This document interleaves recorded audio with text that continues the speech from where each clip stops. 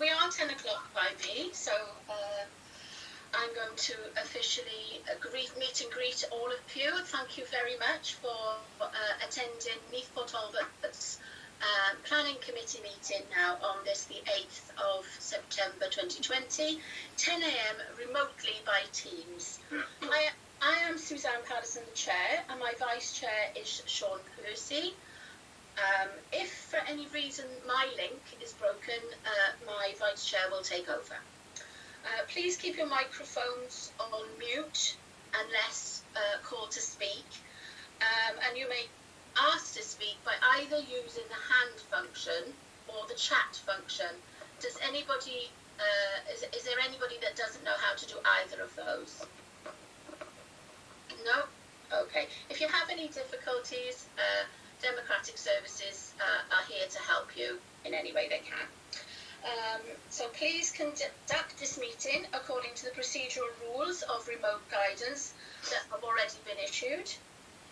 I'll ask Democratic Services in a moment to call an alphabetical roll call, firstly of committee members, then of any officers present, and then of any speakers. But I also know today we have members of the committee who are not members of council who are not members of this committee who are also present. So they'll come under with the councillors, Tam, okay? Right then, if you then will, Tammy, please call the alphabetical list to make sure everybody's here. And at the same time, I would like you to ask if they have any matters of interest to declare. Certainly, Chair. Thank you. Good morning, everyone. I can't promise it'll be alphabetical, I'm afraid. Oh, I'm sorry. I had that written down in my notes. That's okay, Chair. Thank you. So, good morning. Councillor Patterson, you are present, but do you have any declarations of interest for this meeting? I do not. Thank you. Same questions to Councillor Percy, please. Yeah, I am present and no interest to declare. Thank you. Councillor Dennis Keogh. Good morning, I am present and I have no interest to declare. Thank you. Councillor Rydion Mason. Morning, yes, I am present. Item 4 is in my ward. I don't know if it's not going to be prejudicial, but no, item that's 4 fine, is in my ward. That's fine. That's fine. Thank you, Councillor. Councillor Ros Davis, please. Cheers. I think you're on mute, Councillor Davis. There. You're on mute. There you go. There you go. I said I had no interest to declare. Thank you. Thank you. Thank you. Councillor Steve Hunt. I'm here and I have no interest to declare. Thank you. Councillor Arwyn Woolcock, please. Registered speakers will have their 5 minutes to speak. Tammy will be operating the clock, and at the end of the 5 minutes it will be terminated. So it's the interest of fairness. There will be the right to reply, as Tammy said. Local members, I don't restrict local members to 5 minutes, so I wouldn't want you to speak for half an hour, but you know, you're not limited to 5 minutes, and obviously members of the committee as usual. Okay, I do have an announcement. I had a request from Councillor Charlotte Goldsworthy, because she has difficulties. She's got 2 meetings booked at the same time, and she wanted to come and represent her ward, and she's asked if we can do her item first. So item 4, I've agreed, will be the first one, because she has to go off to a community health council meeting as well, and I wouldn't want her to miss that.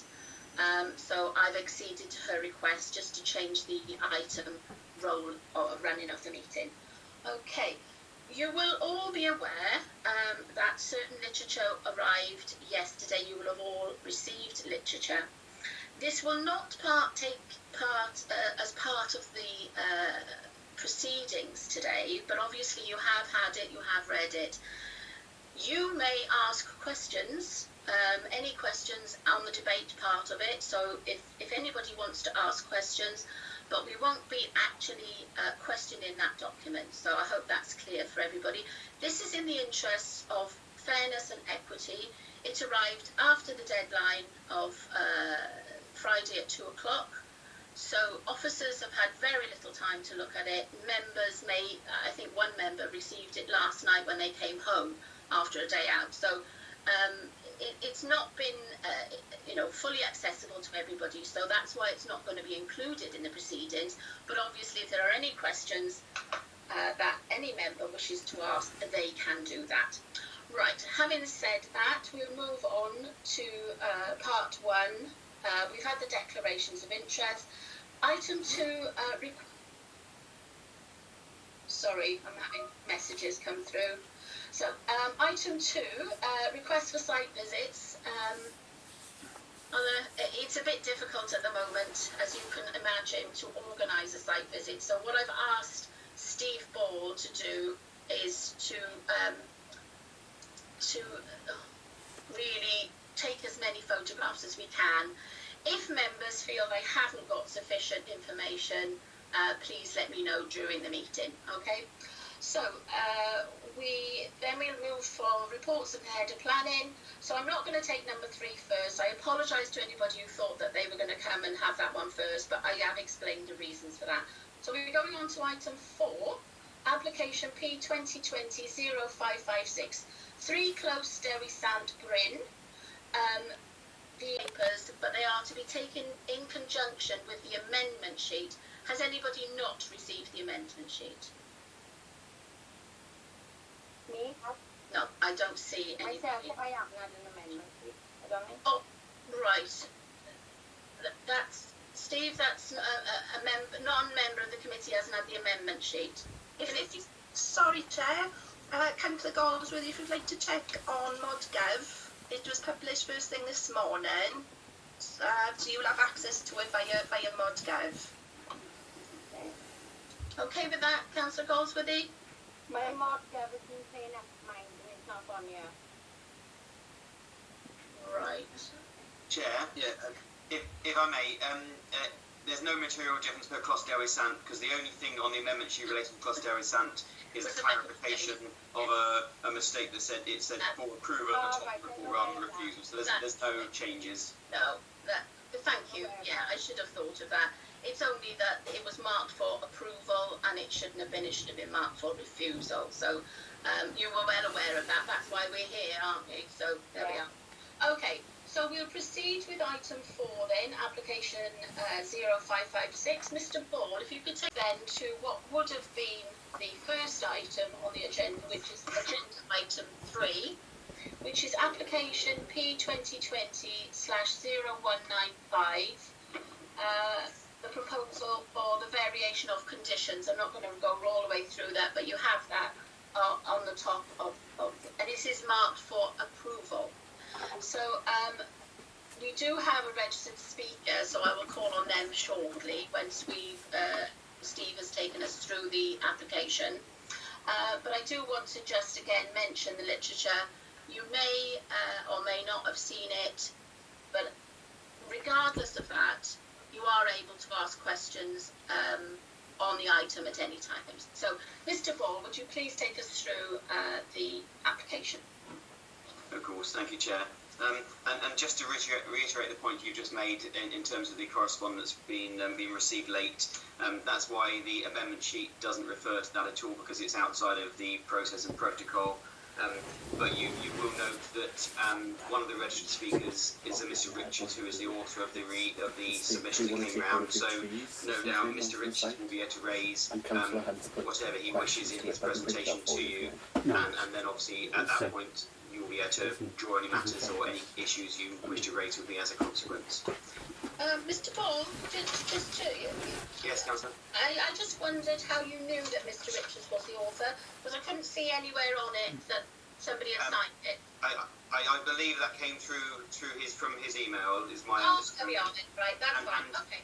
And we've also had correspondence from Mr. Richards throughout the course of this application, which has raised, if not all, certainly almost all of the matters raised within the Q&A event. So what I was going to say under the representation section is it's quite a lengthy representation summary has been provided, and that I would say summarises everything within the submissions, which are largely raising significant concerns about land contamination, and obviously we'll come to that in my response and any discussion we may have. That's fine. Thank you, Mr. Ball. Carry on. Right, well, I'll do as normal. I'll turn my camera off and I'll share the presentation again. Just before you start, I just want to remind members it is to be taken into account with the amendment sheet. Yes, thank you, Chair. Right, so as the Chair has indicated, this is an application for residential development on land south of Glynneath in Glynneath. You'll note from the report and the planning history in particular, this has had a lengthy history of consents dating back to the early 1990s. That were also adjusted in 2003 and latterly in 2010. So the application is actually what's called it's a Section 73A application to effectively retain what's on site and to continue with development on site with variation of conditions on the earlier consent P 2010-0562, which, as I said, varied itself P 2003-1330. The site itself is shown bounded in red, as you can see, as the application description or the site context shown on page 5. It is a site of approximately 2.75 hectares, and as you'll see on the aerial photo in front, it is within both the settlement boundary for Glynneath, which is, as you can see, identified effectively the kind of the yellow shaded area. So that settlement boundary runs along Glynneath, and it is also an allocated residential site for development of housing within the local development plan itself, and the extent of that allocation is shown in orange within the plan. That's effectively replicating the site we had before us and which had consent dating back to 2003. And you see that it is surrounded by residential properties, particularly on Glynneath and Glynneath. And there's the proposed layout that's before us. If I just go into a couple of things. As I said, this application is to regularise and to continue with development on the site, and it is particularly pertinent that in terms of the principle, as I'll come to shortly, not only is it in the settlement boundary, not only is it allocated for development, but it does have an extant planning permission that can be implemented on this site. The main issue is that there were a number of conditions on that consent, which the development was implemented, but they couldn't continue because they were in breach of those conditions, largely to do with issues to do with access for the Ghost Island, and also issues to do with some site investigation work to demonstrate that the access road would be able to be constructed in a safe manner with the appropriate compaction and etc. So the fact that it is an extant consent is relevant, and I would note that extant consent is very largely the same as you have before us in terms of layouts, but the layout is changing both in terms of tweaks here and there to address certain relationships, tweaks in terms of removal of detached garages that were originally approved, or garaging that was originally approved on the earlier scheme, but also, as we'll come to later, the discussions we've had as part of this application have sought to change some of the levels within the site so that they are effectively better than they were before in terms of to address concerns and issues of relationship with nearby properties. The description development just goes into the detail of the conditions that are relevant that need to be adjusted. They are clearly relevant, but the most important thing for this is that we are assessing this as an application for development on the site, albeit effectively they already do have planning permission that they could implement for residential. So the principle of development, as the report states later, is acceptable. So the large thing we're considering now is what degree of impact does this scheme have that may be materially different to the earlier approval, and whether or not those changes are acceptable. So the report goes into the differences between the approved and proposed in terms of the number of properties, which the proposed is actually one less property than was before. 80 are proposed now compared to 81 that were approved back in 2003 and 2010. And there's a slight change in terms of the type of properties themselves, which are listed on the table on page 7 and 8, but nothing materially so in terms of the changes to the layout. The consultation and representation section, as I say, is quite lengthy because we have had, we've consulted on this and different plans on a number of different occasions, as shown on page 10, both in terms of property notification to individual residential properties and a number of site notices being displayed on and around the site in March, June and July of this year. And in response, we have had substantial representations from the local community. Approximately 80 representations have been received, not from 80 individual properties. I believe it's somewhere in the region of 40 properties, but we have had a lot of representations, and all of their concerns have been summarised on pages 10 through to 14. Yep. And then in addition to that, you'll also note that the summary of comments, there's an email from Jeremy Miles, MS, Yep. on behalf of a local resident, which is drawing the same kind of issues that have been raised in correspondence with us already, but raising our attention to them from Jeremy Miles, MS.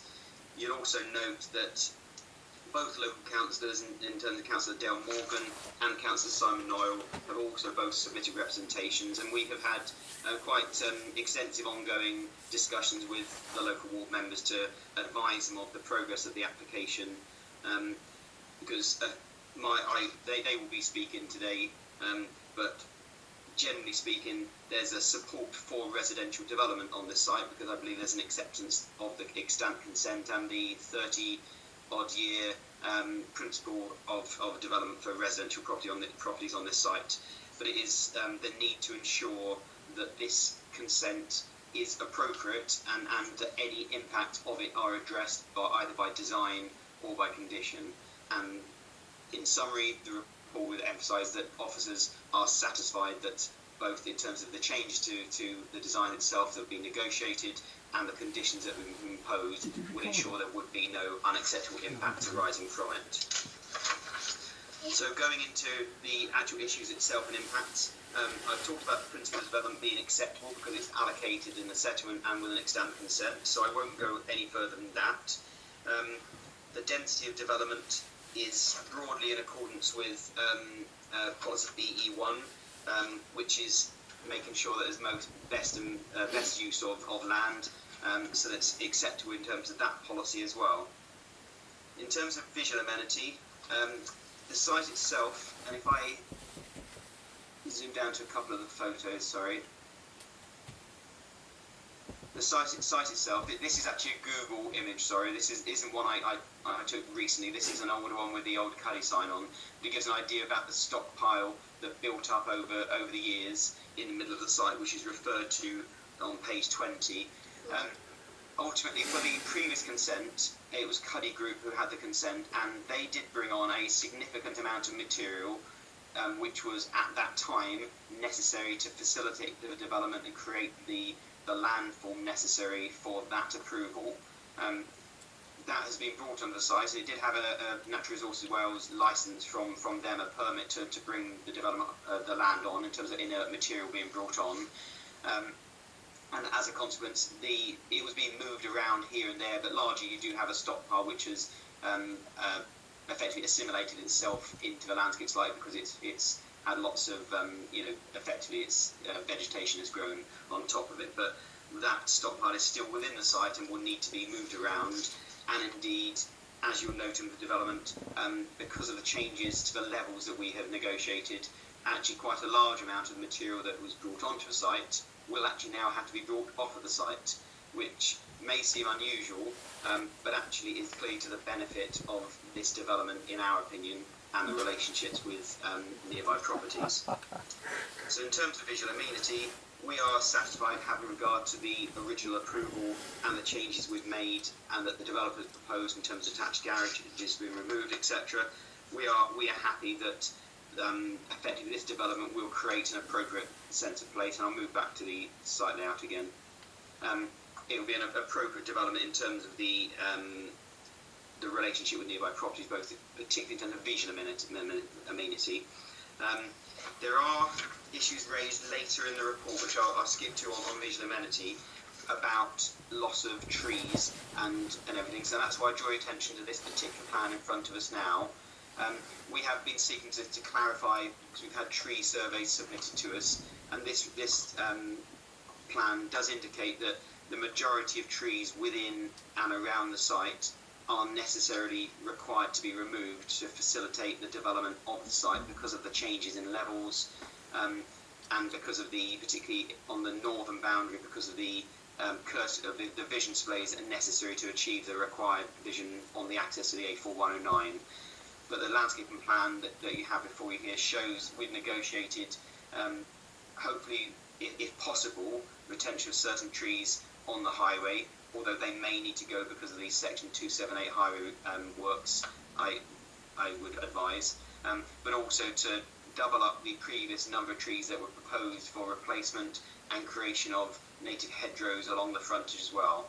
So with those landscaping changes and with the design you have in front of you, from a visual amenity perspective, officers are satisfied that there would be no unacceptable impacts from this development, particularly having regard to the fact that it is providing much needed new residential development, which is required both in Glynneath and generally in Neath-Port Talbot because of the need to provide housing within our residential area.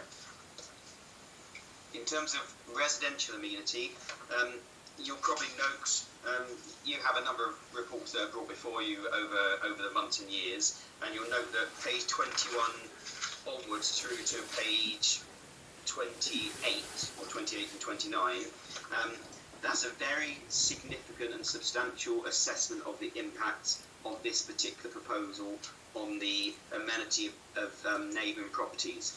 Now, with any application, my officers and I will always assess those relationships on all properties and all relationships. But because there have been concerns expressed for neighbouring properties about the relationships, we have sought to have the levels of both within the report, the pictures, but also the drawing that's in front of you on the screen, to make sure that we are wholly comfortable with those relationships and can ensure that any necessary conditions are imposed to protect the amenity of any neighbouring properties.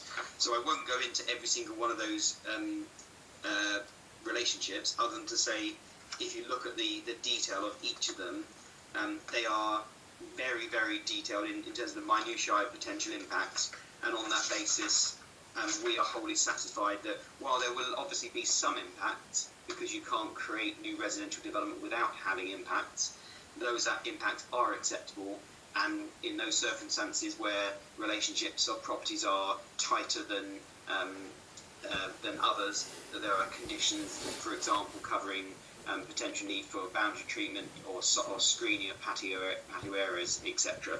So we are wholly satisfied on that basis with the conditions. There would be no unacceptable impact in terms of residential amenity.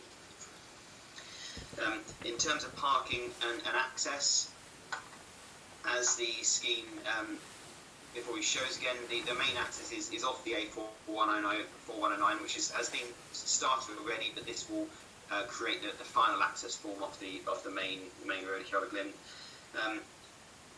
Obviously, with the consent having been granted, there's no issues of concern to the principle of residential development because it already has an extant plan permission. Officers from Highways Department are satisfied in terms of the safety of the access onto the main road, subject, as was proposed before, to a ghost island being proposed off the main road, which would be subject under condition to road safety audit. There would also be the pedestrian cycle emergency access point in the bottom left-hand corner down towards Woodland Park, which you can see where my cursor is, that was proposed before and would still be proposed in an acceptable way, and therefore subject to the conditions that were put on relating to access, provision of the emergency access for emergency reasons only. There's no objection from highway or pedestrian safety.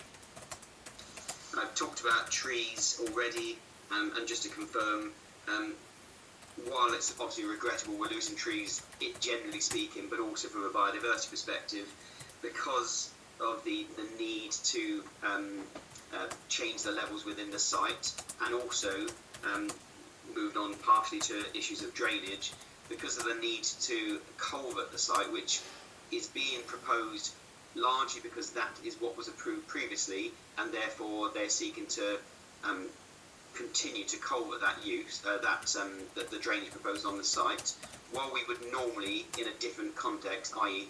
if we were looking at this afresh, we would normally seek to retain open water courses for biodiversity reasons.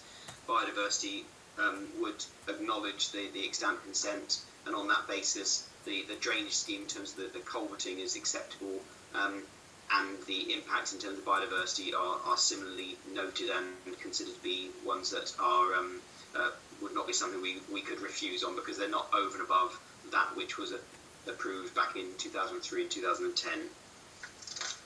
And as I say, from drainage perspective as well, the scheme is acceptable in terms of the drainage, subject to the conditions that are being recommended as well.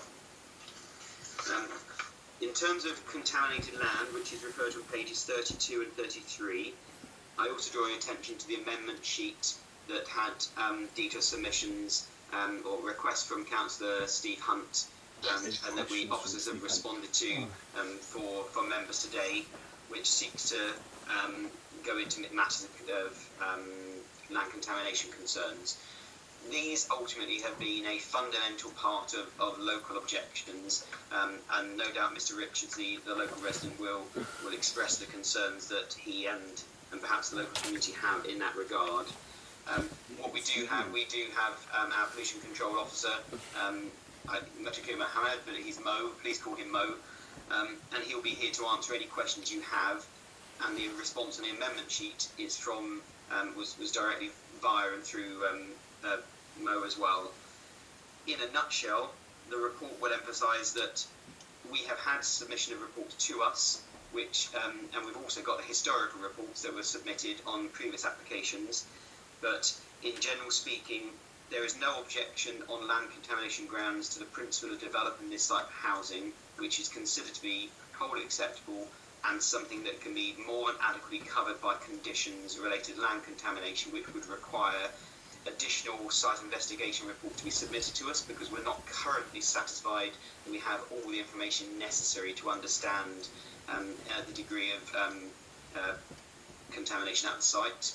There would also require remediation to be provided that is suitable for residential properties, which is completely usual on developments within Neath-Port Talbot, and it would also require verification.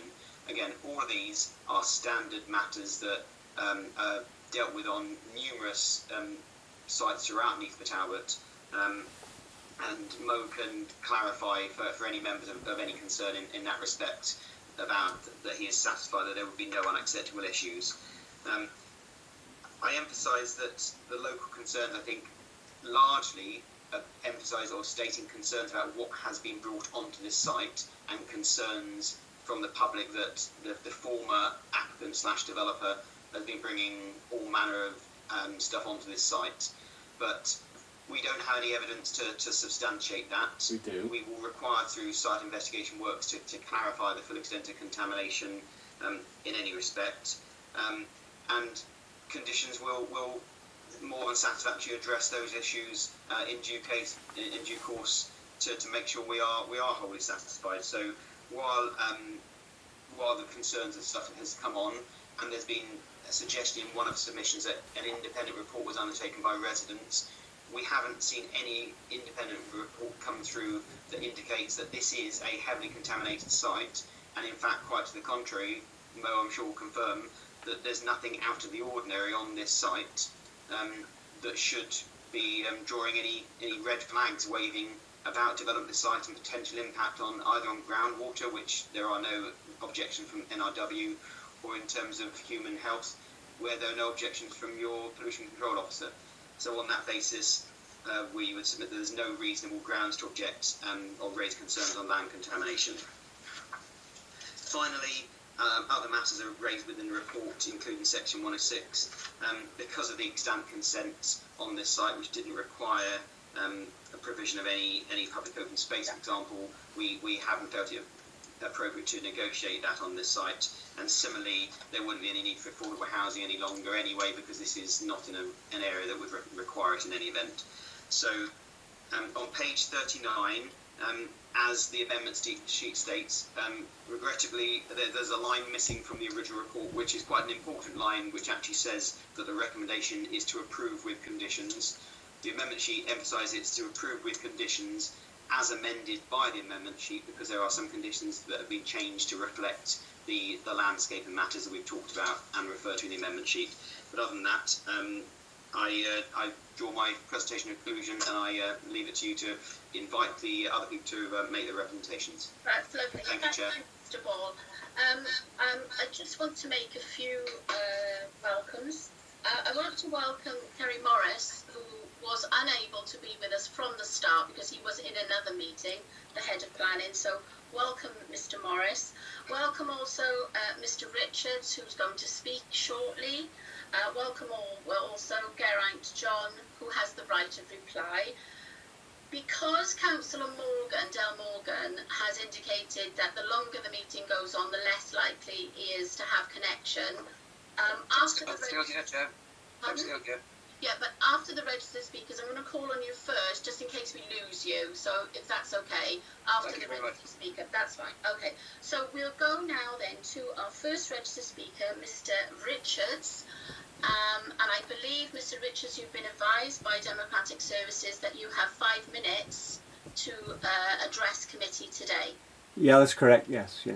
You will be told by Tammy Davis when you're down to a minute. Yeah. So if you've got lots left to summarise, you can proceed from then on. So, Mr. Richards, in your own time, if you lose connection, just contact Democratic Services and we'll see what we can do about that. Mr. Richards. Firstly, thank you for allowing me to speak. I've spent the last 3 days trying to get my representation down to under 5 minutes and found it impossible. My document is 4 pages long and represents the summary of the combined knowledge of around 30 council tax paying residents of Glynneath, most of whom have lived next to the tip for the majority of their lives. I call it the tip because that's what it is, and that's what it has always been. A landfill site, a rubbish tip. The planning department hit 52 pages to support a developer who has history of breaking the law, and here I refer to the 70 protected trees that Enzo Homes cut down in Penllygare. The judge who imposed the fine on Enzo Homes stated that this was a deliberate and defiant act. Most of you will have received our report on how the planning department broke the 1990 Environmental Protection Act. In 2010, the planning committee rubber-stamped planning department malpractice, and that has placed the lives of Glynneath residents at risk, and this includes my children. This is unacceptable. This is an unacceptable practice, and you are now aware. This 52-page document provides the combined knowledge of a few people who have walked over the site a couple of times and have tinkered with information on their desktops. The only geological survey that goes partway to identifying the complexities of the site was hidden in 2008 along with the contamination. This survey was withdrawn because it showed that the majority of the site was contaminated and that areas of the site were unsuitable for development. The document includes statements such as, it is assumed that no development of the area in the southwest of the site adjacent to the stream will take place. It is assumed would suggest that only an idiot would build houses at the location. Or perhaps we should rephrase that to include a developer that lacks integrity, as is proven at Penllygare, and is happy to build houses and move on to other developments, leaving other people to deal with the subsidence and flooding problems caused by the development. We can see that this has happened previously in the same location. The planning committee should take time out to visit numbers 2 to 8 Bryn Hyfryd. These houses are still experiencing subsidence problems 50 years on after being built. The planning committee are not in possession of the full facts of this application. You have been asked again to rubber stamp the malpractice and the negligence of the planning department. Due diligence was undertaken in 2008, but this was 3 years too late because it contradicted the plans already approved by a committee in 2005. The Cuddy group didn't care because their intention was never to build on the site. The approval for houses was a lost leader for Cuddy. It allowed them to tip without licence. For every £1,000 they spent, they made £10,000 on tipping other people's waste material. To return to the current application, if the stream is tunnelled then this creates a dam effect on Lower Bryn, thereby turning it into a basin. We should bear in mind that the stream is located on a major fault in the Earth's crust, and the earthquake we had in 2008 cracked a wall in my garden which is next to the stream. The tunnel will measure around 400 metres, and if a similar occurrence happens in the future, should the tunnel collapse or become blocked, then it will turn Lower Bryn into a death trap that would place at least 10 houses under nearly 3 metres of water. There are serious conservation issues with the tunnelling of the stream. More importantly, it should be noted that the stream is a site of importance for natural conservation. Welsh Government legislation in 2015 and 2016 advises against such actions. The Future Generation Wales 2015 Act and Environment Wales 2016 Act places a duty of care to your council. Both the biodiversity officer and the developer's ecologist disagree with the planning department and have indicated that the stream should remain open. They are in a far better position to judge that no amount of nesting boxes and holes in fences in proposed conditions will mitigate the loss of habitat. The focus of planning has changed since 2005 when it was first suggested to tunnel the stream.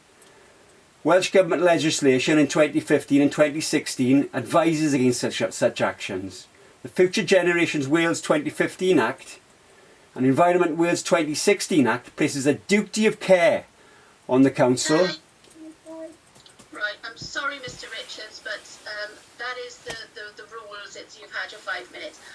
I have been very open with your comments, and I would like to say that they are just your own personal opinion rather than anything else. I mean, you're entitled to that, and that's what you come here to say. So thank you very much.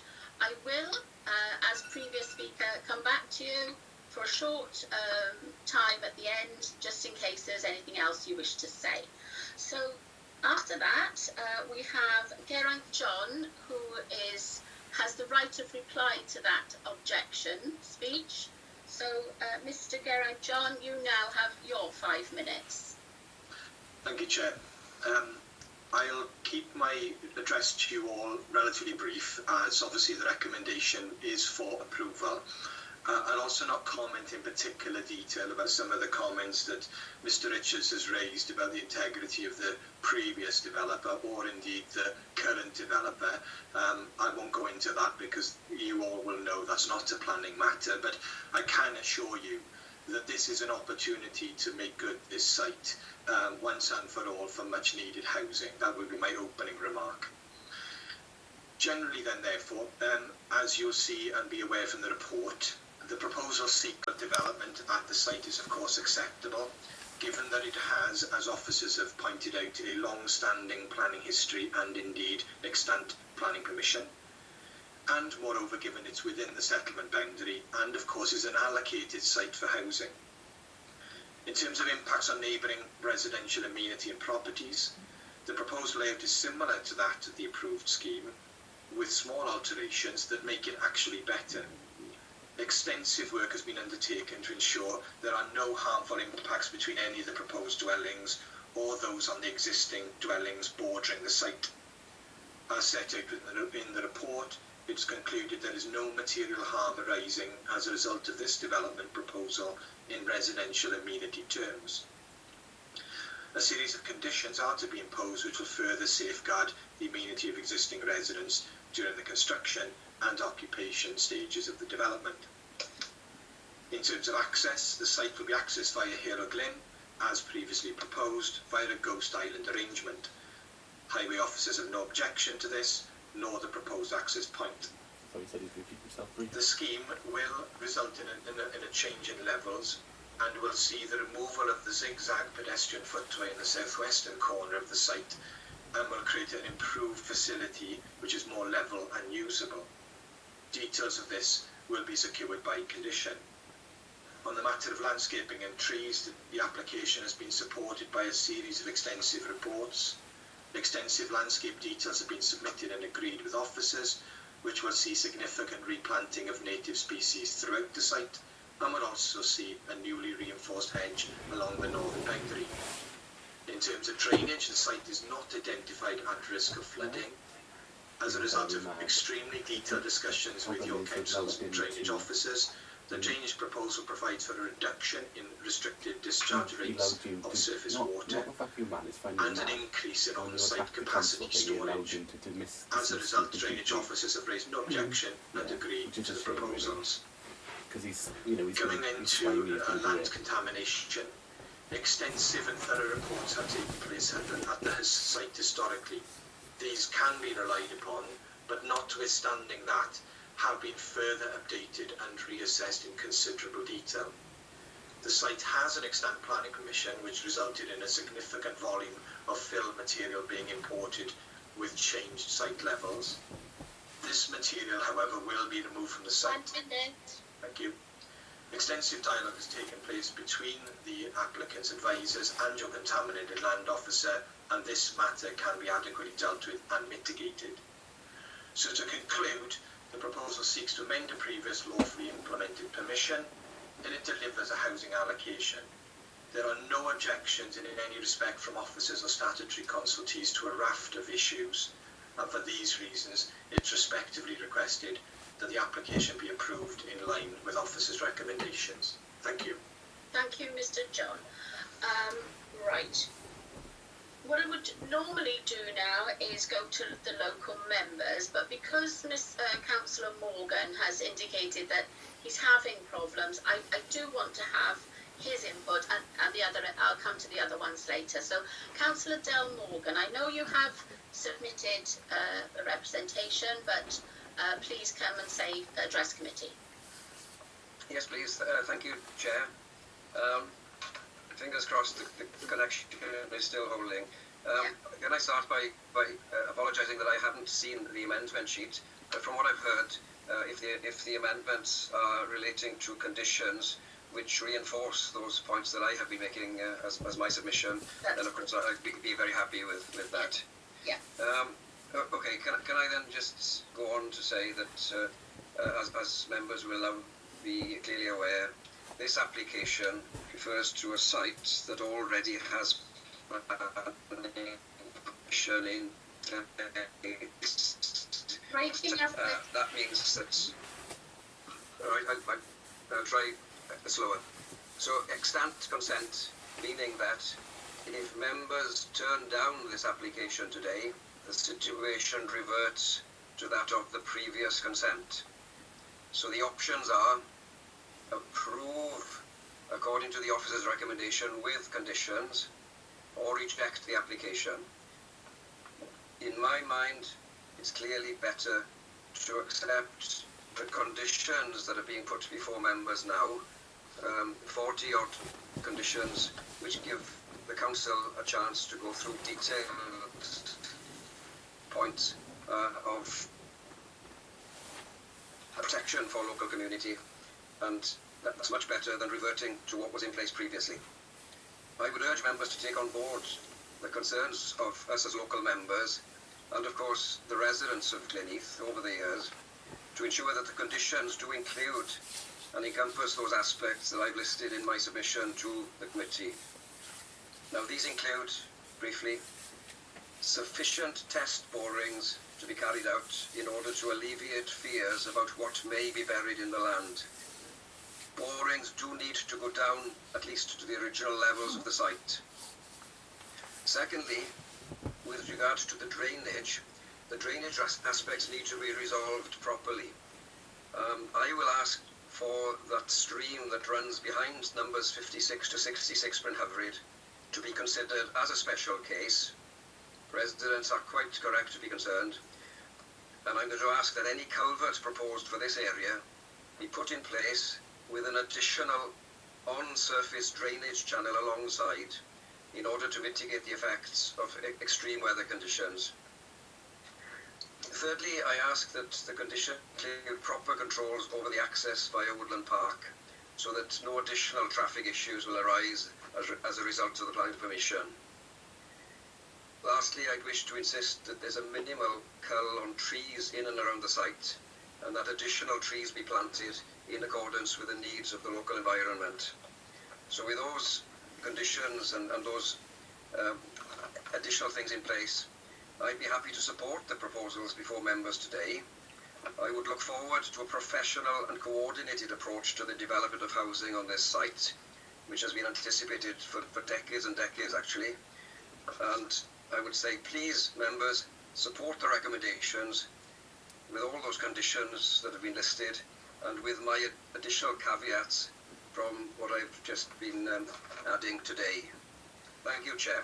All right, thank you, Councillor Morgan. I'm glad that we were able to hear your submission. Mr. Ball, do you want to come back on any of those comments made there or requests?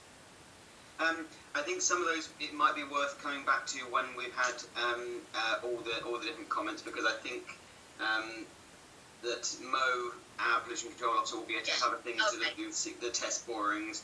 Yeah. Terry will be able to comment about the drainage issue. I'll be honest, I don't believe at the moment that it's got additional on-site drainage channel proposed, but Terry will be able to give some advice about the necessity or otherwise for that. The only thing I would say in terms of Councillor Morgan talking about the minimal cull of trees, I think Councillor Noyle will probably reference this shortly anyway, but the amendment sheet does emphasise that the majority of trees on this site are scheduled to be taken out, even though they are subject to the tree preservation order which was imposed 30 years ago on an area basis.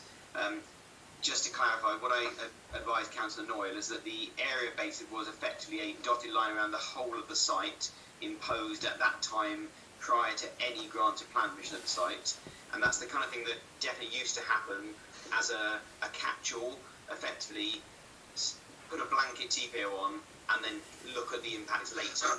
So there was an approval in early 90s that effectively required removal of some trees.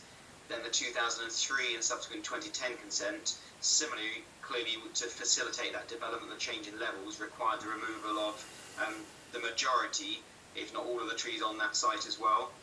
But the problem we had on those consents is we didn't have the detailed drawings that indicated every single tree on the site and every single one to be taken off. So there is a degree of, an information gap, shall we say. What we have on this application now, in liaison with Garen John's team, is tree surveys and landscaping plan indicates the removal of those trees necessary to facilitate the access and vision displays and generally the houses around them because of the change in levels. But as a consequence of the loss of the majority of those trees, which is regrettable, we have required additional landscape and planting, particularly on the northern boundaries, and hedgerows to be planted along there as well to try and mitigate the loss of those trees. And what I've said to Councillor Noyle is I know he had concerns and probably still does have concerns that when you have a tree preservation order, how can you then allow those trees to go? But what I've identified is when you have TPOs, you either have an application under the tree preservation order itself to do work or to remove a tree, or you have the planning application process, which considers, in this case, the loss of trees protected in the round as part of the planning process. And if we feel that a development is acceptable and the weight to be attached to the development outweighs any impact in terms of loss of trees, for example, then ultimately the planning permission gives the consent necessary to remove those trees, irrespective of whether they're covered by the tree preservation order. So it is regrettable in terms of some of the loss. I think one of the things with this site as a whole is we are bound by the 30 years of complex history of the site and the consents that have been in place for this before. So both in terms of the loss of the culvert and the loss of the stream and the culverting thereof, and the loss of trees generally, we are left in a situation where we do have has been implemented, and therefore, while we might have done things differently if this was a brand new fresh piece of paper, it isn't a fresh piece of paper, and we are working within the constraints of the planning history. So on that basis, within that context, that's why we've reached the decision that this is acceptable. Thank you, Chair. Thank you, Mr. Ball. Councillor Morgan, I'm going to go to Councillor Noyle now, because I do obviously think that you probably have similar questions, and then when we go to officers, they will be able to answer them both. Is that all right with you? Thank you, yes. Okay. Councillor Noyle then, please. Thank you, Chair. And thank you, Steve, and everybody who's spoken on this. I think it's one of the most complex issues we've had to, myself, I've had to deal with as a councillor since I've started in 2017. I will say that I think Steve and Nicola in particular, we've had extensive discussions over the last maybe 12 to 18 months regarding this site, and in particular some of the items that have been mentioned. I will support Dell on the 4 conditions that he suggested, but I want to talk about them as well and raise my concerns if I can. Obviously, within the papers that we've received, there's a consultation with Glynneath Town Council, of which I'm chair, and we have a concern about the illegal tipping of potential chemical waste. My condition request would be in line with what Della suggested, and that we have additional ground surveys done prior to the works commencing, so that we can understand what is exactly on the site. I think that would go a long way to pleasing most of the residents who've raised that as a concern. Trees, likewise. I actually want to thank Enzo, who I met on site, and have had several discussions with him on the phone. He actually mentioned, well, we talked about the trees, and he actually mentioned to me that he wouldn't be taking any trees down. I was very surprised when I saw the latest drawing, the soft landscaping proposal drawing come through this morning. In regards to trees, Steve, Mr. Ball and I had a chat this morning, obviously, about those trees, and he's explained the TPO. I'm a little bit concerned. I think I'd like to ask if we can put a condition on that we actually review the site and those trees that are due to come down, particularly in the northern corner and the southwestern corners. The northern corner, there are houses which are going to be overlooking the site. They obviously will have an impact there of visual amenity, and in the southwestern corner the same, but this site will overlook their houses. So I'd like to see if we can do something with that, please. We mentioned about the drainage and obviously the issues surrounding the drainage there and potential culverting. I'd like to ask, in terms of the drainage, have the drainage proposals that have been put forward, and I understand obviously there'll be some storm cells or the like there to hold the water on site, but have we considered the impact areas of Glynneath that this site will now have, and whether the infrastructure will have the capacity to take the additional discharge that's going to come off 88 new houses? So that'll be a question I want to ask. Just going back to the ground contaminants, if I can ask Mo, in terms of ground condition surveys, have any been done since 2010? I think I'm right in saying Terra Firma have done a more recent ground condition survey. I might be wrong on that, but I'd like to understand that. I have one other question which relates to the section 106, and if I can come back afterwards because I might have forgotten something. In terms of the section 106, I hear what Mr. Ball is saying about that, but I would be a little bit not concerned. I don't know if I'm allowed to, or if we're allowed to do anything with it, but obviously section 106 notices give communities opportunities from developments such as this to help the public and open spaces, and I think the potential to help the community of Glynneath with this development via section 106 would be good. I don't know if we can add that in as a condition or not, but that's something I wanted to ask. Chair, I think that covers me for the minute. If I can go back afterwards, please. No problem, Councillor Noyle. We will come back to local members at the end. Okay, now we have had a couple of councillors that have submitted questions. I know Councillor Del Morgan was one, and we've heard from him. Who was the other one? I'm sorry, I've forgotten for the moment. Or was it 2 local members, wasn't it? Yeah, okay. Right, I heard an indication from Councillor Bamsey that he would like to speak. Thank you, Chair. I'd like to support the two local members for the extra conditions that they would like to add. The one in particular for me is around the possible contamination of the land. I know Steve, as we mentioned earlier, he's not currently satisfied with the condition of the land, and we don't fully understand it, given his history. So I fully support Del's suggestion that we do a complete survey of the land prior to any work starting. I just feel that is actually in the conditions, but I'll leave it to the pollution officer to explain that. And I think it's now time basically to call on Mr. Mohammed to actually answer a few of the concerns that have been raised so far, either by the contamination. So would you be able to allay councillors' fears and explain the conditions that are already attached to this application? Well, thank you, Chair. Sorry, Councillor Hunt. Yeah, before more, again, you're not reading the comments. I did ask to speak for Councillor Mamsey as well. It is down there in the... Oh, I am so sorry. So you have a question for me, right? Okay. Yeah, Well, you why I wanted to speak first for more, deal with them all in one go. I am appreciating that, yeah, thank you. Yeah, thank you, Chair. And I thank the both local members. I think they've made excellent points. And can I thank Mr. Ball and Kerry Morris for my pre-questions, reports and their responses. They go a long way to alleviate some of the concerns I may have had. However, both Del and Simon have, as Councillor Mamsey mentioned, have raised very good points.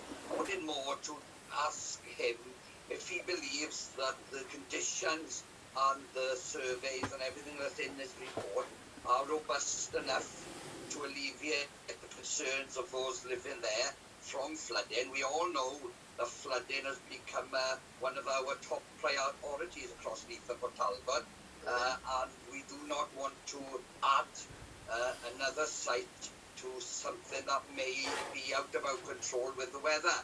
So obviously more attention and information to deal with that for those coming off the site, I would suggest.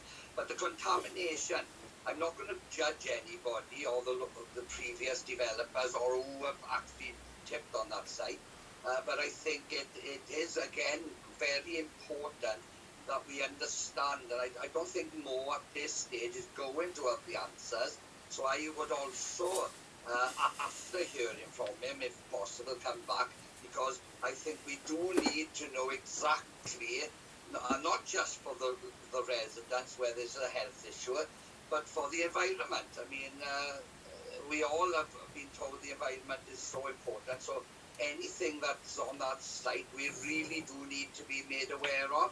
And I know it's a difficult one, and I know Del suggested boreholes and so forth, but I'm going to ask, Chair, with your permission, the expert more to cover those points as well, so that we as members know what to do today when we vote. So thank you for that.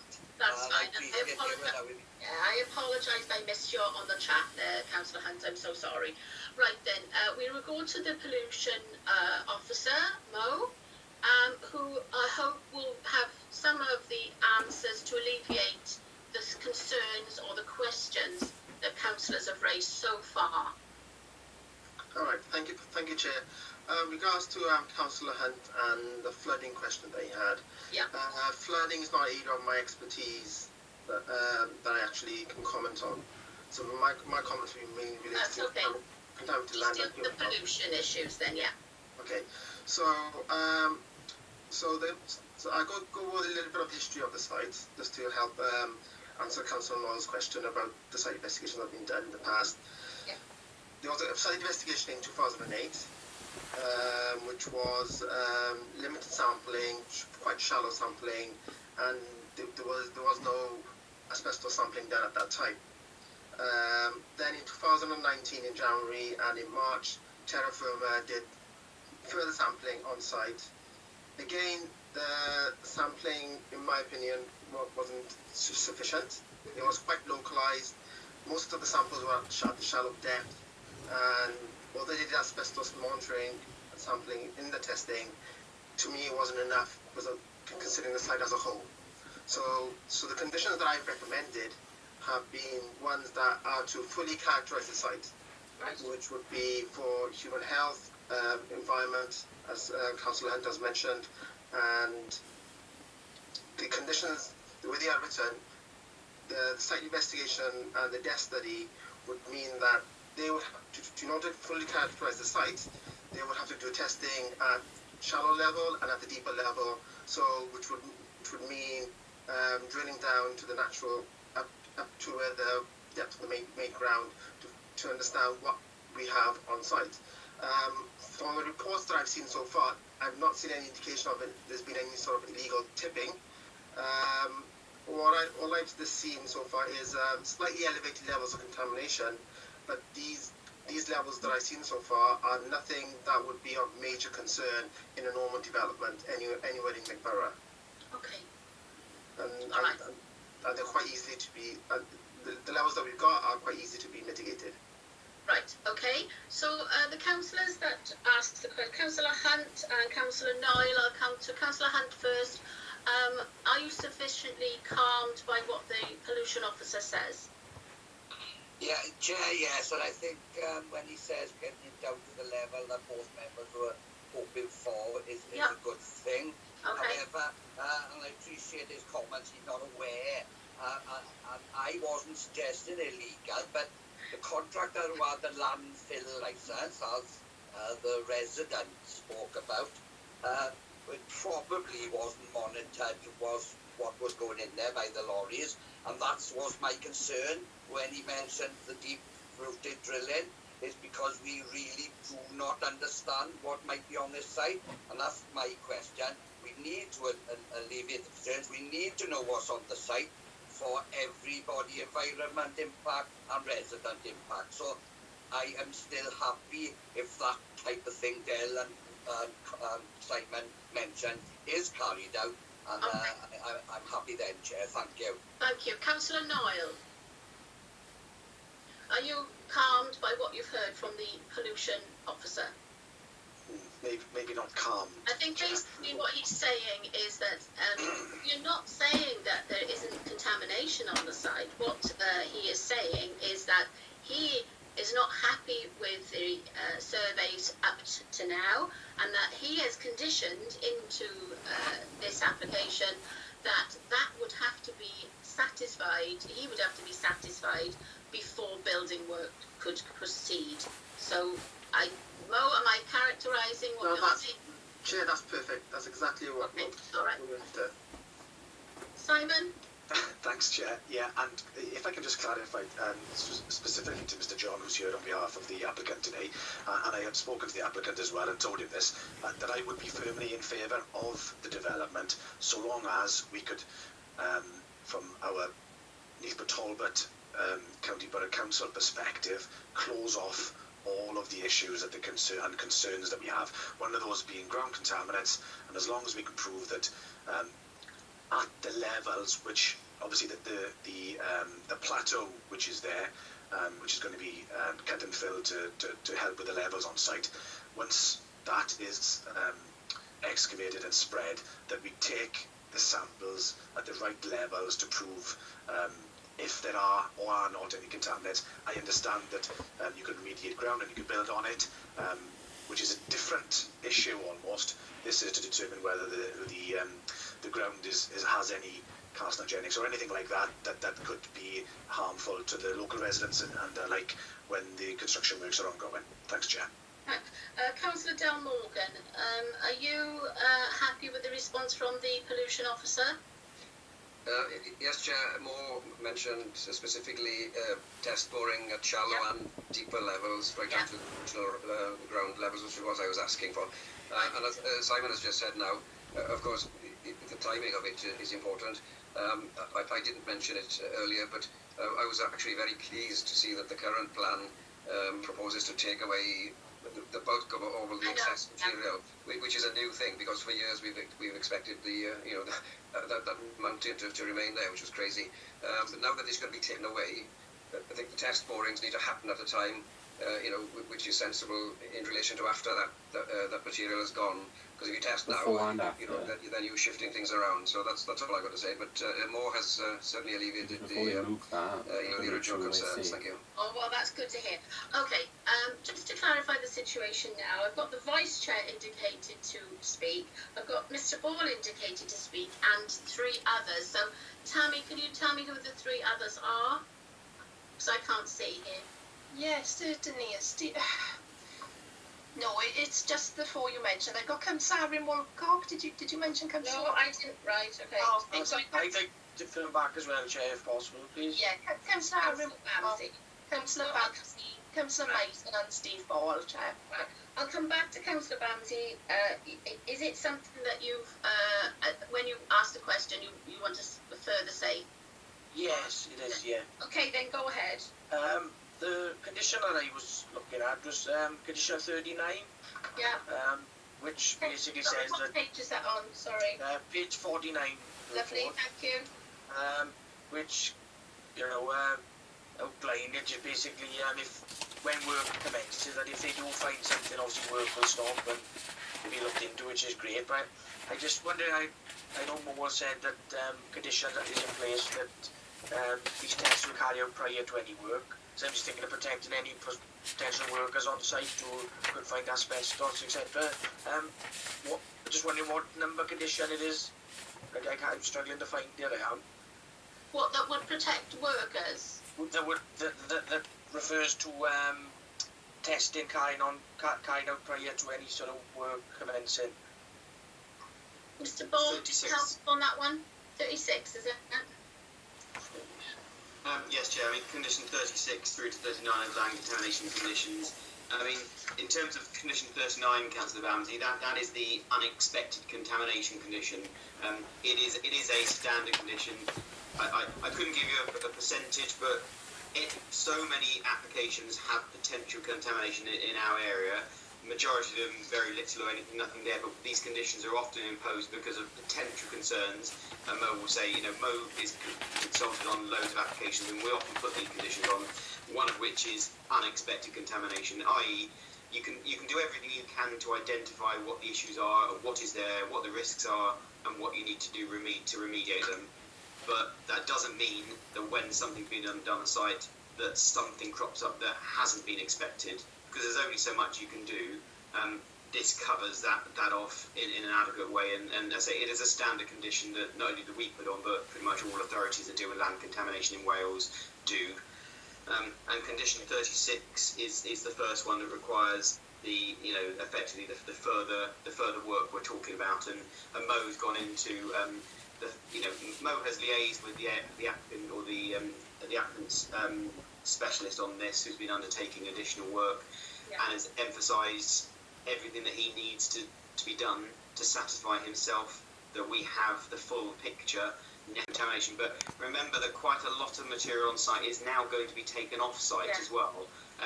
It was brought onto site in accordance with a licence, and it will need to be taken off somewhere in accordance with a licence. I know Enzo has shared some details of where that would go, although that's not really a matter for planning to worry about, but he is seeking to emphasise that he is doing things the right way in terms of taking stuff off the site, and ultimately the conditions will ensure that whatever's left on the site is free or is remediated appropriately to serve the residential use. Thank you, Mr. Ball. Vice Chair then, please. Yeah, thank you, Chair. Some of this has been addressed in some of the responses to Councillor Bamsey and others. I just wanted to draw attention to members to the conditions 36 to 39 and the nature in which they address the land contamination. I think it's all been picked up in various responses so far. But condition number 36 is referring to those site investigations which Mo and others have talked about taking place. We've got condition 37, which covers the remediation, so whatever is found, how that's going to be dealt with. Condition 36 talks about no development commencing until those investigations have been submitted and approved by us.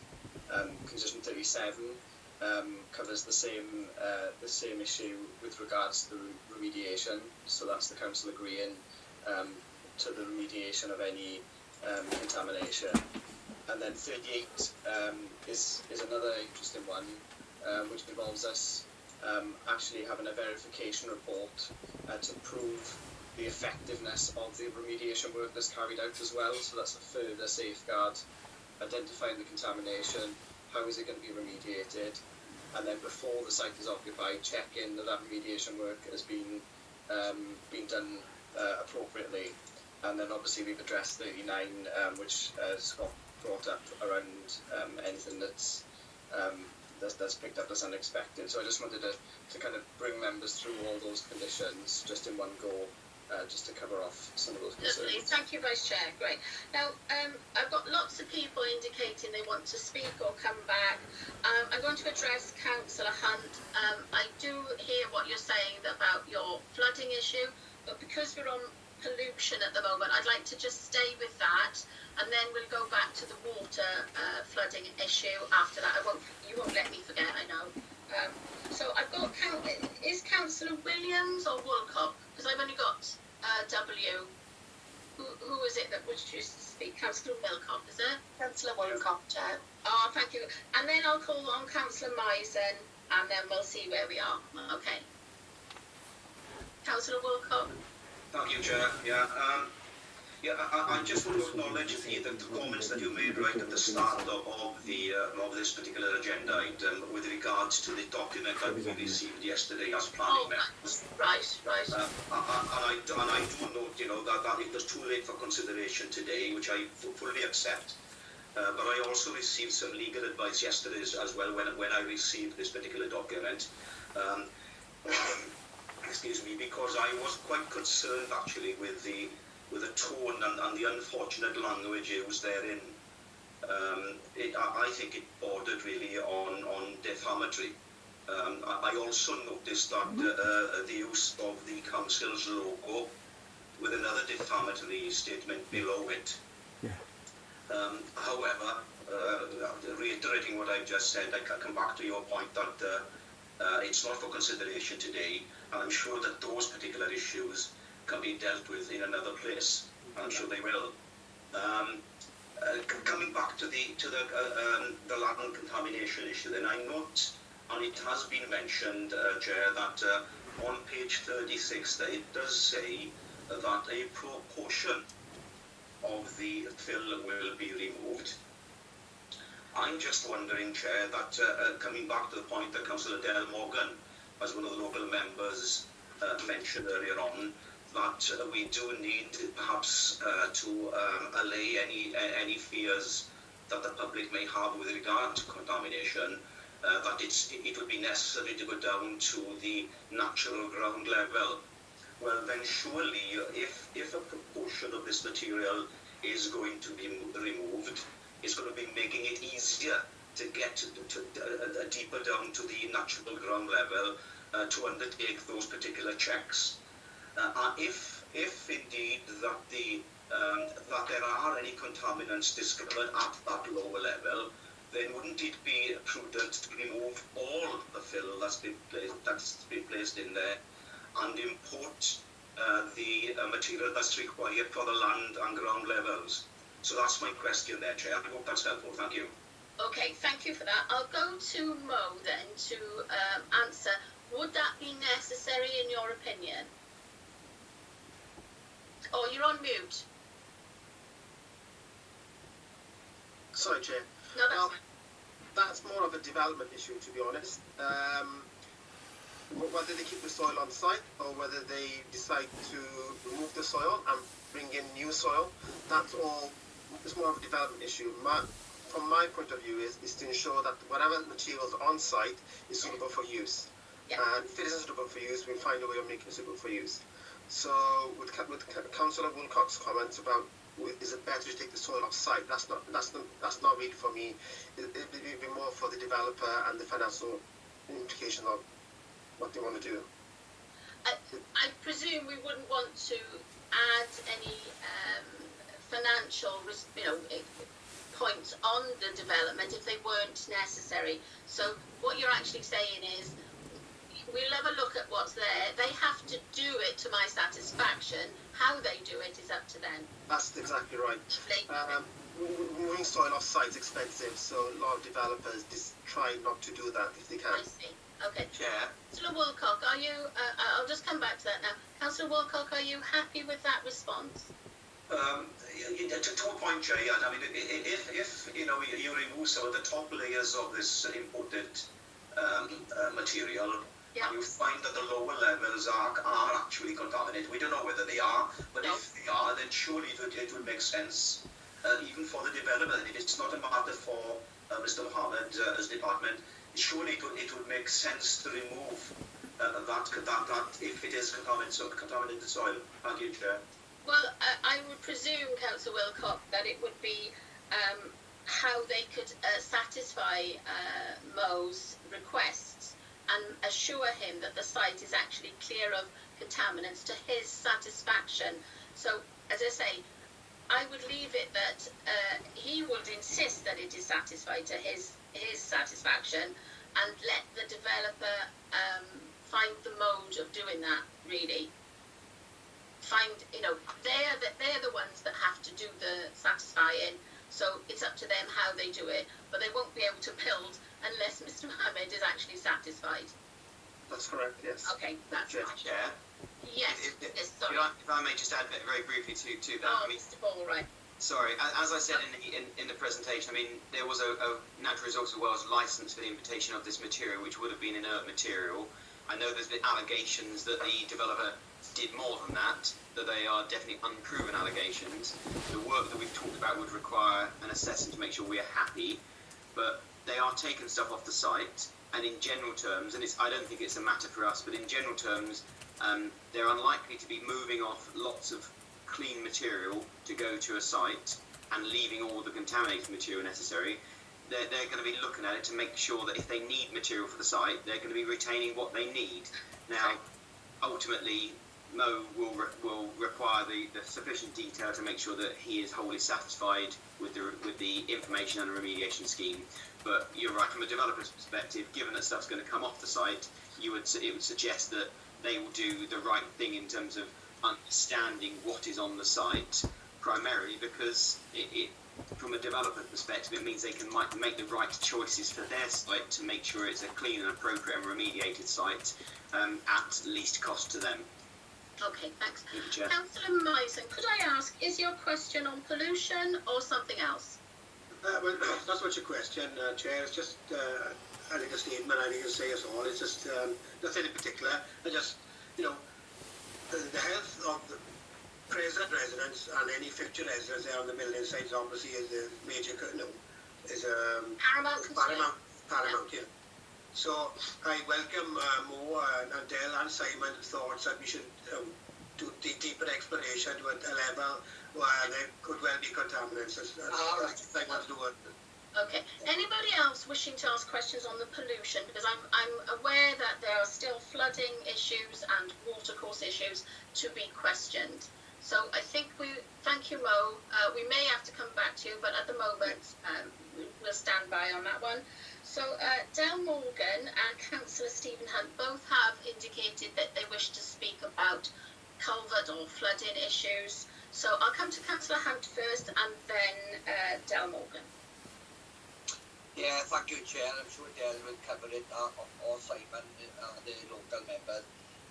But given the history of flooding, and as I mentioned earlier, are we robust enough with the current flood proposal model for this site?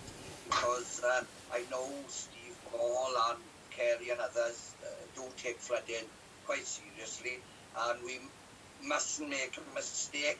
We know across the county borough, which we haven't got the investment or money yet, that some of our old system pipes are not adequate enough for flash flooding, and therefore they're not blocked, they just overfill and flood our particular county borough.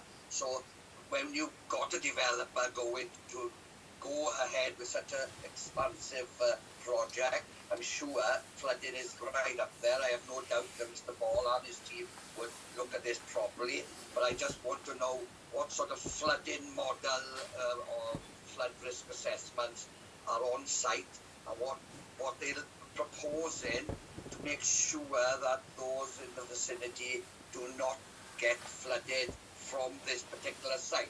We can't talk about flash floods from the heavens opening up across the Cymru Borough, but we can certainly not add to any risks of flooding to the vicinity in and around this particular project. Thank you, Chair. Okay, I'll go to Del Morgan as well, and then I'll go back to officers because it's probably going to raise similar questions. Del Morgan? Yes, thank you, Chair. It's just, well, basically we're waiting to see what officers are coming back with. I believe Terry Davis was going to come back with comments on my request so that any culvert that is imposed by condition, or I think it's extant consent anyway for a culvert, but that is supplemented with an on-surface drainage, so that in extreme weather conditions the culvert may not actually take the water sufficiently. There'd be an additional on-surface drainage facility there as well. That's what I was asking. Thanks, Chair. Okay, Mr. Ball, would you care to comment on those comments? I think generally speaking, it's probably worth bringing Terry in to right. Okay. To cover something. I mean, there is a condition that requires details of the surface water drainage proposals, and when Councillor Hunt talks about flooding, this isn't a flooding site in the strictest sense of the word, in terms of it's not identified by TAN 15 as a site that is subject to it, so therefore there's no need for a flood consequence assessment or anything of the sort. I think what you're referring to, Councillor Hunt, is more the concerns of the community to make sure that this development doesn't make development any worse in terms of surface water drainage. And Terry can advise, I'm sure Terry will confirm that he is satisfied that the details that have come in to date demonstrate that there would be, no unacceptable that couldn't be addressed. And he's also required through the condition, I believe, that the surface water drainage coming onto the site is dealt with on site to ensure. And I know that Geraint John in his submission said about the additional attenuation area. So Terry, perhaps you can give the more technical answer to address those concerns, please. Yeah, I'll be happy for that to happen. Thank you, Terry. Good afternoon, Chair. Good afternoon. In terms of the queries raised by the local members, I suggest that I take on board Councillor Morgan and his overland flood route, we would call it from a technical point of view. Currently, the culvert of the watercourse has been agreed in principle in terms of the planning application. The technical detail of that culvert is going to be decided. It will require ordinary watercourse consent, which is a separate process undertaken by the authority as the lead local flood authority.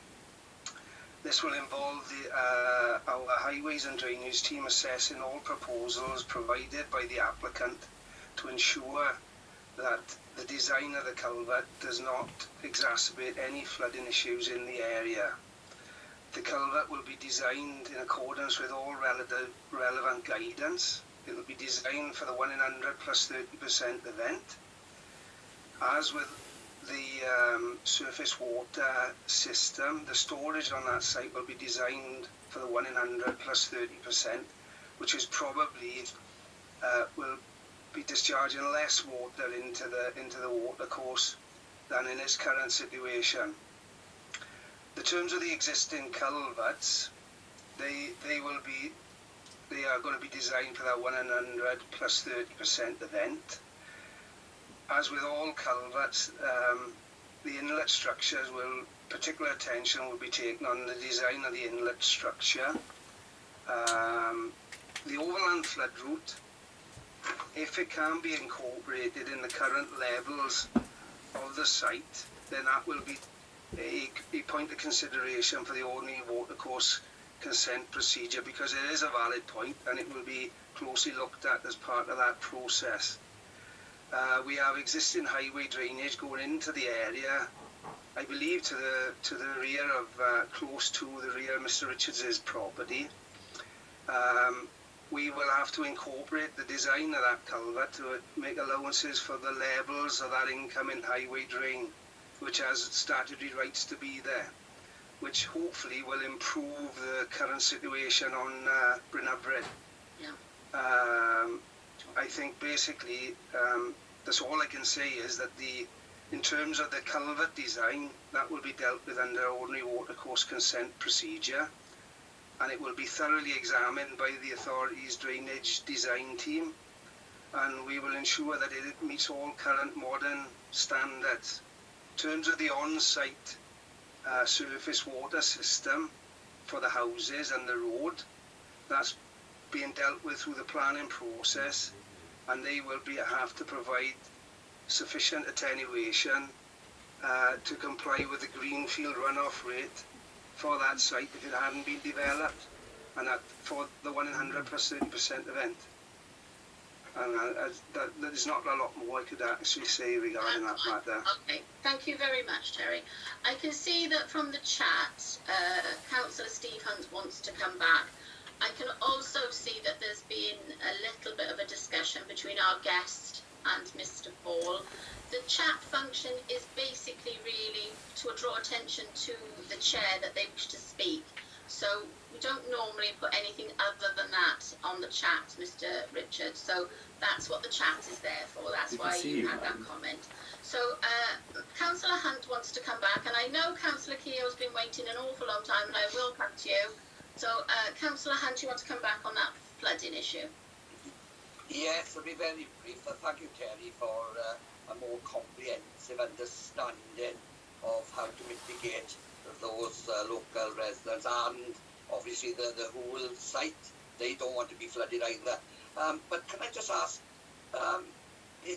separately to planning, is SARS being implemented on this site as the flooding concerns and runoff water? Because it's key for members perhaps to understand the complexity of that new legislation that was brought in by Welsh Government. Maybe this might be their first opportunity to have you to explain, because it's very key that we do the right things by everybody in this development. Thank you, Chair. Are you able to give an update on us to members? I think in terms of the requirement for SARBs, because the application, the nature of the application, it doesn't require SARB approval. Right. Because of the extant consent, and that's basically it. Okay. Councillor Hunt, you had your question answered. Okay? Yeah, Chair, just very quickly there. I'm holding you up again, I do apologise. Yeah, I got a couple of people who haven't spoken. Yeah, I'll be brief. I'm disappointed at this new, because you mentioned the extent the application has been passed previously, but I think as it hasn't been built, I really think that would have really alleviated. I know it's a cost, and I think that was mentioned, Chair, but I think SARBs should be introduced on this site. I don't know if it's within the planning authority's powers, but that is a very complete process of making sure runoff water and drainage systems are functioning properly.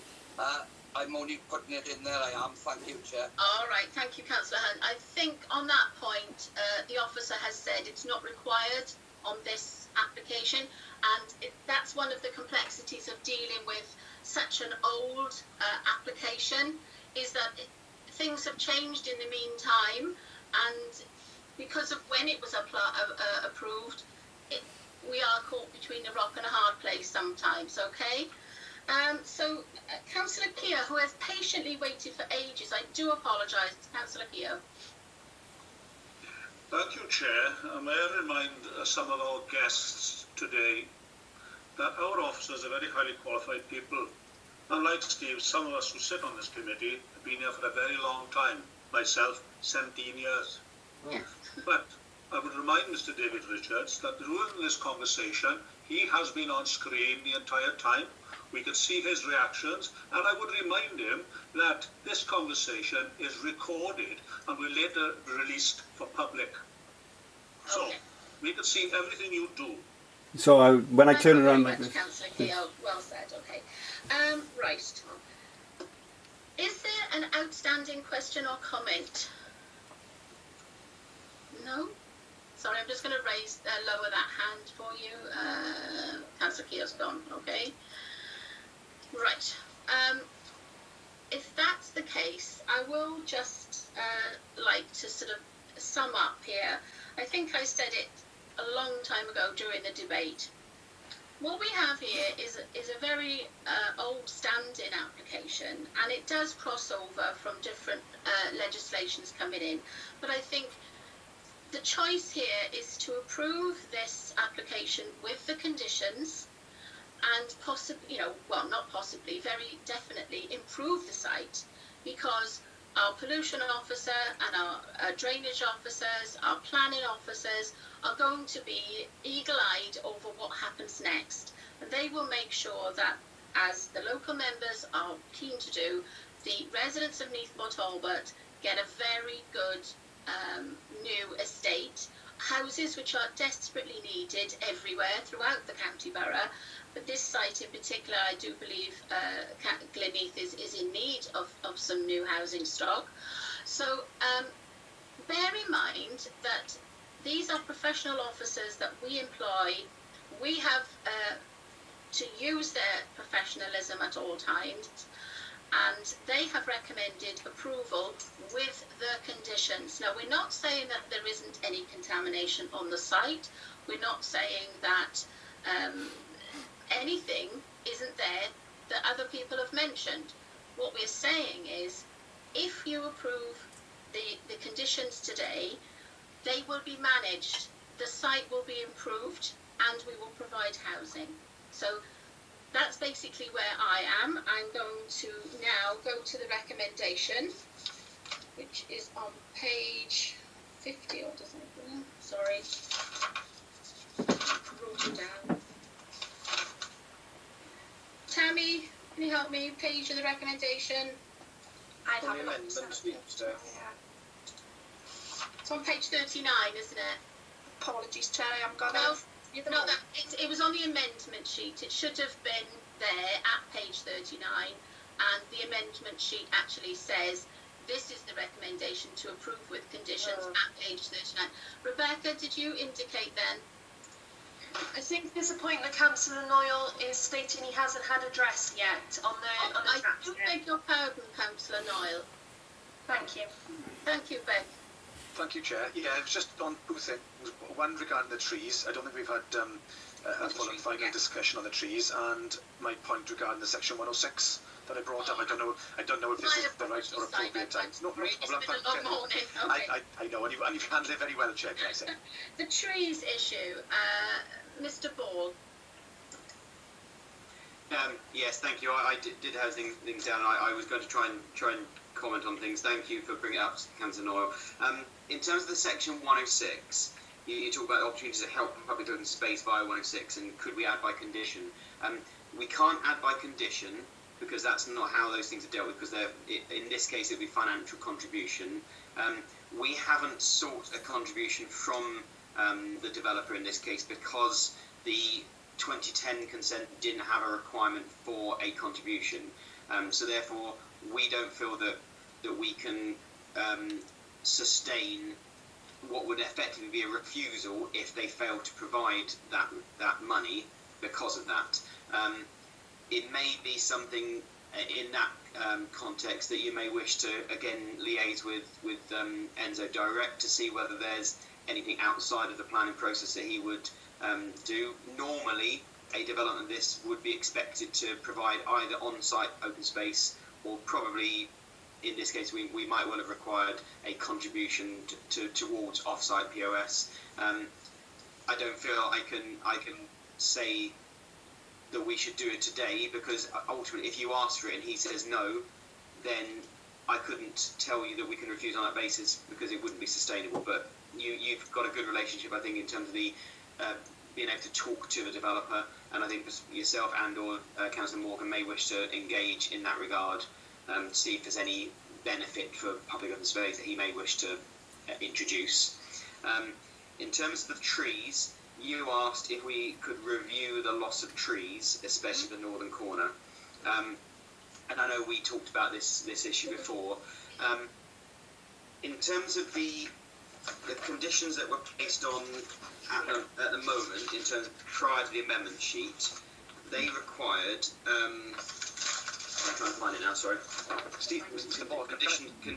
Condition 30 required, and I'll summarise. But condition 30, as within your report on page 46, required prior to occupation of the first dwelling, and notwithstanding any submitted details, full details of a hard and soft landscaping scheme.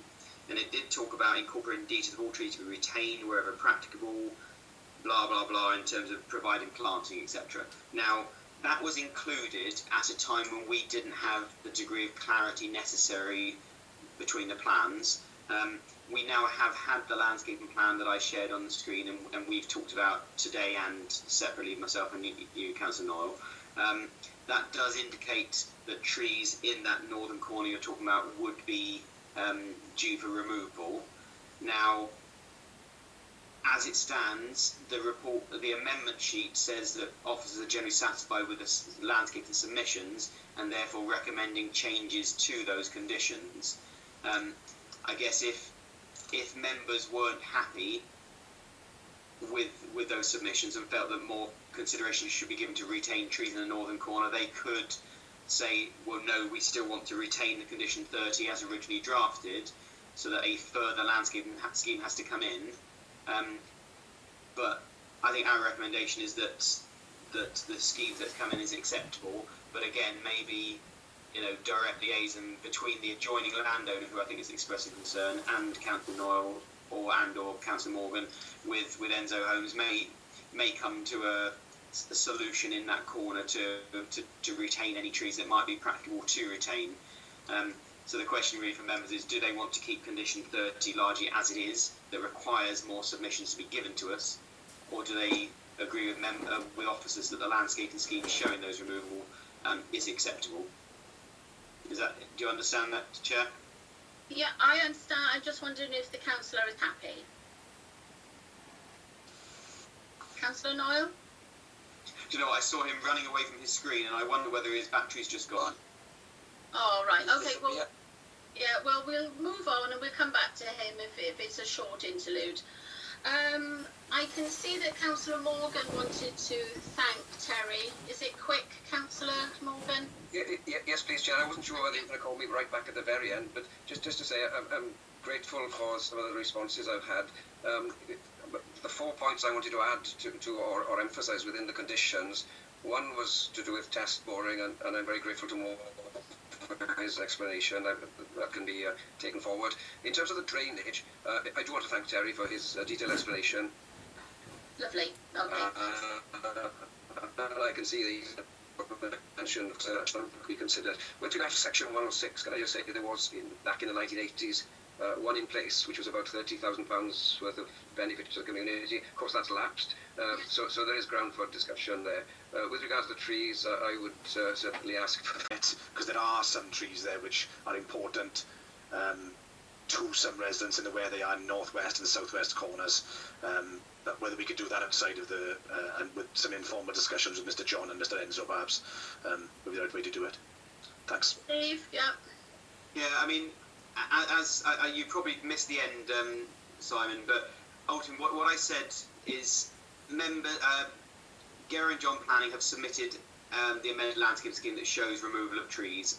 It may well be that the one or ones in that northern corner could be saved potentially. There are two ways forward in that. One is that you and Councillor Morgan maybe and the landowner have those discussions with the developer direct. And I'm fairly, Enzo has given his assurance to you that in terms of retention, and I'm sure that he would stand by his word in seeking to retain trees where possible. The alternative is that a member in this committee effectively says that they are concerned that there are still trees being taken down which don't have to be taken down, and I can't say that's certain, but given what you're saying, Councillor Noyle, and they may say that they would actually wish to retain condition 30 as originally drafted on page 46, and not to include the landscaping plan within the new revised condition 2, and that would then need Geraint John Planning and the agent to submit a new landscaping scheme to us, which they could then say whether or not they can retain those trees. So that is open to members to accede to your request effectively, to say, no, can we have a bit more investigation? Yeah, I can see Councillor Percy wants to come in. Also, as I say, it wouldn't require a member of the committee to put that forward as a possible amendment. So, Councillor Vice Chair, please. Thanks, Chair. So just for clarity then, Steve, what you're saying is the current plan that's been submitted, the alternative suggestion would be to keep the condition as drafted. Effectively, they'd have to submit another plan. Perhaps we could suggest that would be done in conjunction with consultation with the local members, and then submit effectively the same plan, but potentially with some retained trees if it was possible. Is that what we're getting at? Just trying to understand what burden we might be putting on the developer with any change. Yes. I mean, in general terms, what the developers' agents have been trying to do, to their credit, is they want to get on site as soon as practically possible. And what we as officers have been trying to do is twofold. One is to try and get this matter to committee at an appropriate time when we are satisfied that it can be brought before you, and we are satisfied in that respect.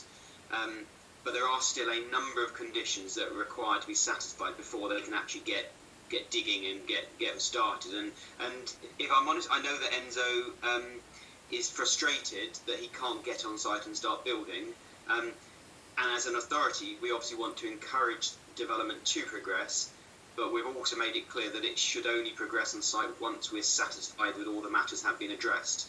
So what Geraint John and his team were trying to do was to remove as much burden as possible in terms of the need for further submissions to be made. And one of those is the landscaping scheme, which came in and has demonstrated additional planting, which was over and above the original scheme that I saw, which I wasn't happy with. So we have, on balance, said that we were happy and proposed to amend the condition to just say do it in accordance with the landscaping scheme. But retaining condition 30 just kind of goes back a notch to where I was before.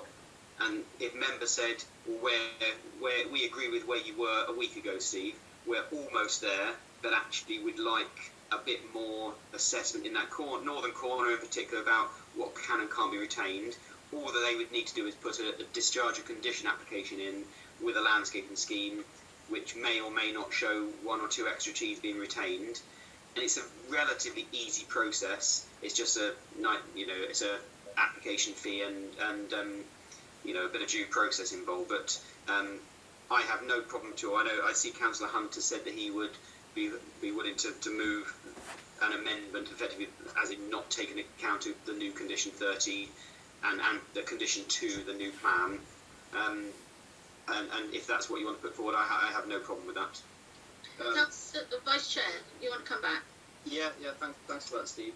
And perhaps Councillor Hunter's jumped in ahead of me, because I'm quite happy to support the local members, just to have a little bit of extra consultation with the developer over the trees. If the plan's already been established, it's already drawn up. If it just requires perhaps a second look and then a resubmission, and that's not going to take up too much, be too burdensome on the developer, then that sounds a way of formalising perhaps those discussions that perhaps Mr. Hall recommended the local members have. So I'm quite happy with that. All right. Councillor Hunt, are you ready to make a motion then? Yes. For an amendment? Yes. The amendment as outlined by Mr. Ball, and I mean, I'm happy for Councillor Percy to make the proposal, and I second it. I'm not concerned, but I think it's for this committee, it's the right thing to do at this moment in time. So I'm happy to make the proposal and Sean say, I don't really care, Chair, which way, but yeah. Just want to get it done. Okay. Get it done, yeah. Steve Ball, then, would you have a form of words that either Councillor Hunt or Councillor Percy could actually move that amendment? Yes, I will write something in the chat that just very shortly, which will say exactly what I'm just about to say. I think we've been at this for so long now that to fail at the last hurdle would be a crime. So we'll give you a few minutes just to type it. It's fine. I will say it and I will type it thereafter so that the members know. I think Rebecca McGregor and Mike will say that members need to vote first on an amended resolution, which would. In fact, no, it wouldn't be to amend a resolution. It would effectively just be to ignore the amendments to the conditions. So you'd be voting to approve it with the original conditions 2 and 30. Let me just check the. I'll go to Mike Shaw then. Mike. Yes, madam. Yes, that sounds fine. That sounds fine. Okay, that's great then.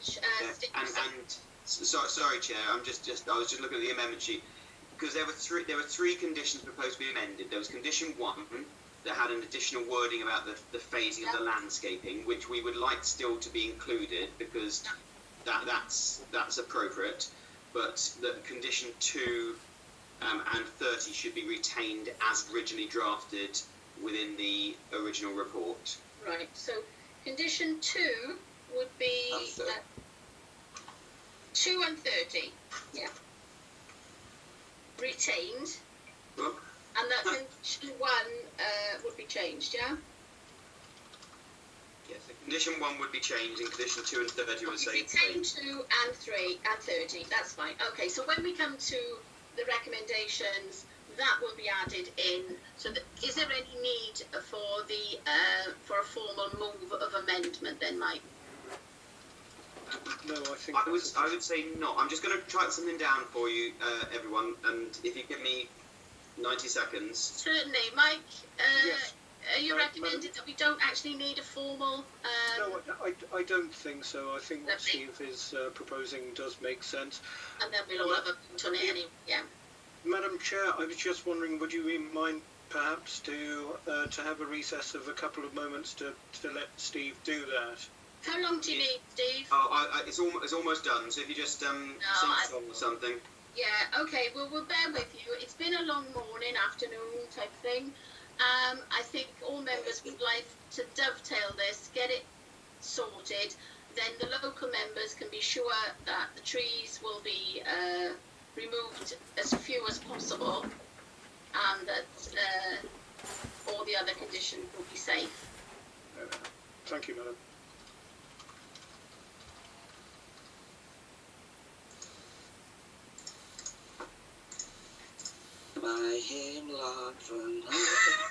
We're not quite finished yet, Steve. We can have that at the end. Mr. Ball said well, luckily I've managed to send something quickly to stop any more singing, Councillor Hunt. So I've just sent the wording which I think is the most appropriate wording, that permission is granted subject to the amendment to condition 1 on the amendment sheet, but that conditions 2 and 30 are retained in accordance with the wording on the original report, brackets, to ensure that further consideration is given to the retention of trees on the site boundaries. Is that... Well, that's... Are you happy with that, to recommend that, Councillor Hunt? With that, Mr. Yes. Yeah. And Councillor Doyle? Yeah, happy. Okay. I'm happy with that. Yes, thanks, Steve. Lovely. Okay then. On that being said, I'm grateful to local members and the Vice Chair and Steve to sort of dovetail this and make sure we're looking after the residents there and the trees. So then, therefore, the recommendation stands as at page 39 on the amendment sheet, and that it is that permission is granted subject to the amendment to condition 1 on the amendment sheet, but that condition 2 and 30 are retained in accordance with the wording on the original report to ensure that further consideration is given to the retention of trees on the site boundaries. All other conditions are as stated in the report. So, do I have somebody to move that? I will move that, Chair. Thank you, Councillor Hunt. Second? I'll second it, yeah. Who was that? Sorry. It's Keogh. Dennis Keel. Thank you, Councillor Keel.